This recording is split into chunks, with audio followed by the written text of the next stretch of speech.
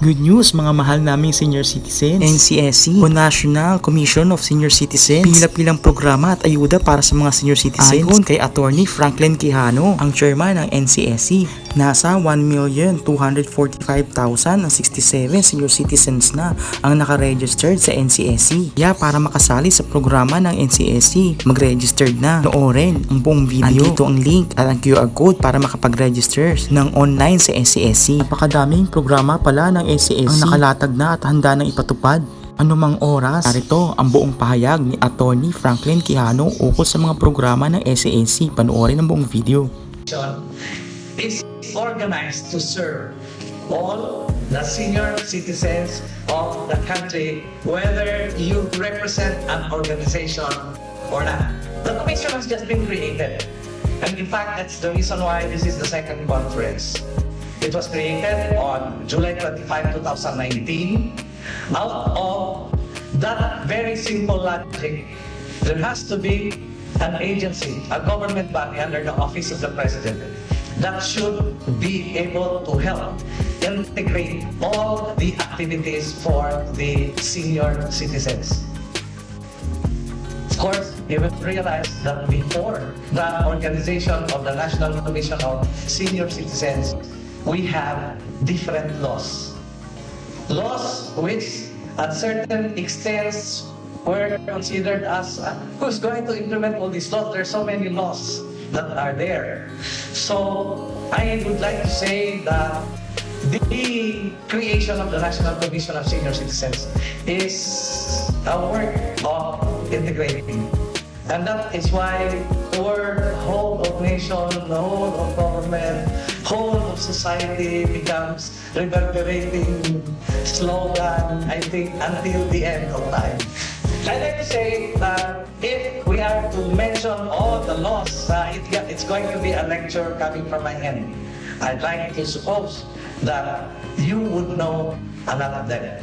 Principally the Constitution, and then the logic by which the elders have been put in place in society, Republic Act 7432, and then subsequently 9994, accessibility law, the universal health care, the local government code, etc., etc.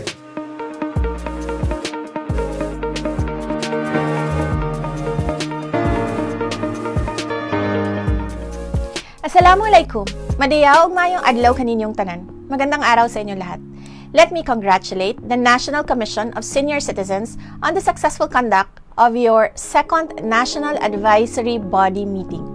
My warmest greetings and gratitude to the distinguished representatives from various government agencies and alliance groups for participating in this important event.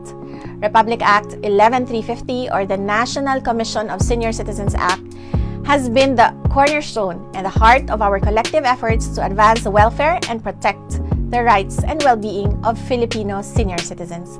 Your presence is truly essential to the ongoing public dialogue with the nation's elderly community, and your voices ensure that the Commission's work to continually empower our seniors reflect a clear understanding of the challenges and concerns that we face today.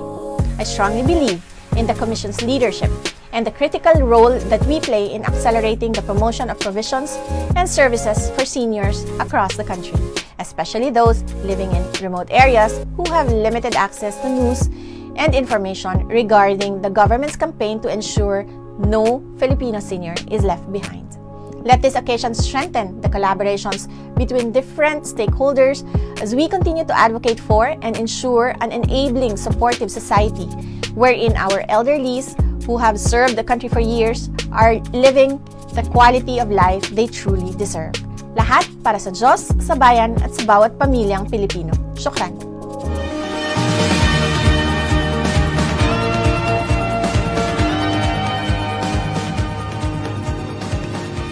With the passage of 7432, one of the concepts that was raised was that senior citizens are pillars in nation building. Senior citizens have so much to share in this country that we are a reservoir of skills and expertise, and that say that senior citizenship would also be interpreted as three departures. We might have to knit our brows and consider how our skills, our expertise, our experiences can be shared to the next generation in order to make our country greater. And so one of the legacy programs that we coined is called SECADA, Senior Citizens Action in Development and Nation Building. It's called SECADA. We want our senior citizens to still be part of development. We want our senior citizens to really support our government, our nation, our society for nation building.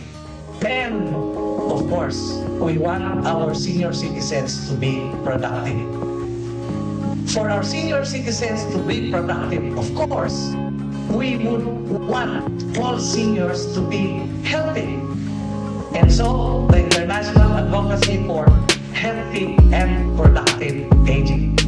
And so the other program is called WELLNET, Wellness, Health, Emergency Response, and Benefits. So, this is the other program that we need to emphasize. And of course, since our law so provides that welfare should be afforded to the senior citizens, we realize that we need to emphasize that the senior citizens have rights, basic of which is human rights. Next, of course, is health rights, and of course, the right to be given the support by the many institutions in society, including the 20% discount, the 20 plus 12, the 5%, etc., etc. And so, one of the units which we hope will be able to pursue effectively is called Secure Senior Citizens Unit for Rights Enforcement. The other is the reason why Director Irene is here. Actions of the work on the senior citizens to the National Commission of Senior Citizens. That is being worked on. There is a transition committee and a change management committee, and we hope that we can do it fast. So that is for social pension, the benefits for the indigent seniors in the country, centenarian practices have reached 100. Of course, we want everyone of us to reach 100. There is also the demographic implication to it. Because when all of us will reach 100, there will be more seniors in our country, and that is expected. The number of seniors will double in 2040. So expect that, and consider in the next conference in 2040, what actions can we take when our number will double. Of course, the support for the disabled senior citizens and the care facilities for senior citizens, etc., etc. We would like you to please help us over how to do these things. NCEC being a new agency of government. The next step is called Risk Assessment and Safety Management Unit. As we cross the streets, as we, the senior citizens, would walk on the sidewalks, we are more aware that we are facing greater risks than the younger ones. It's not just crossing the streets. Where we sleep and live may affect our safety conditions. We would hope that our country, our nation, our government will be more conscious and concerned about the welfare of the senior citizens facing safety issues.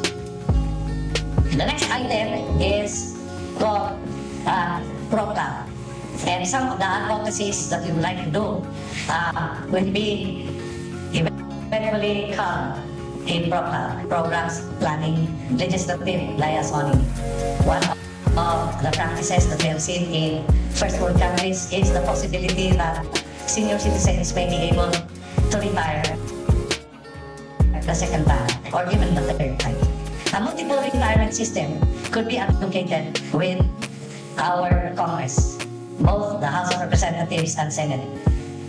Imagine if a Filipino can retire twice or thrice. Then he would have 2 or 3 retirement benefits. And if that happens, we might be able to optimize the very rare human resource in the Filipino. We need to coordinate and be conscious that in other countries, the growth of population is getting to be negative. We need to coordinate because the first world countries have best practices over how they treat the senior citizens. So there's a unit goal in our board. And of course, we are here today organized in the hope that the whole of government will be mobilized to help serve the senior citizens.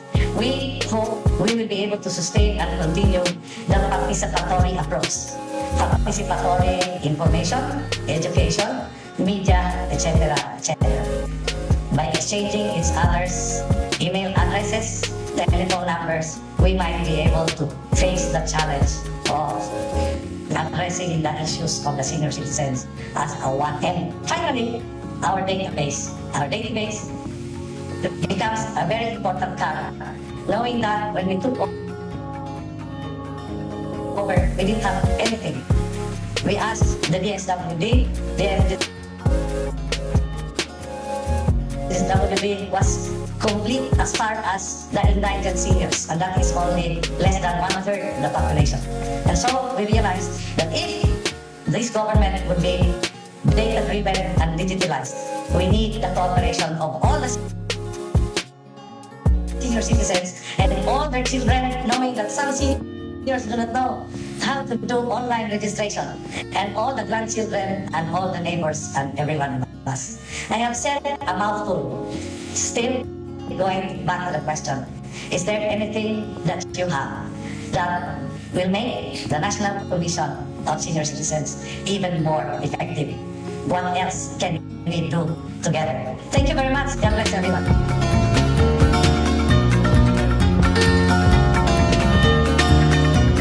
Ito guys ang mga link ng NCSC kung saan lamang ang legit at mapagkakatiwalaang source galing sa NCSC. Ang pagre-register po ay walang bayad. At diyang napakaganda ng mga programa ng NCSC. At tiyak na napakalaking tulong ito para sa mga senior citizens. Kaya sa mga hindi pa pag-register, mag-register na po na kayo. Nakatulong po ang video na to at nagustuhan nyo ang video na to. Maglalambing po sana ako. Please subscribe po para updated po kayo sa aking mga latest content. Marami pong salamat sa panunood. Mag-ingat po kayo parati. Napakainit po ng panahon.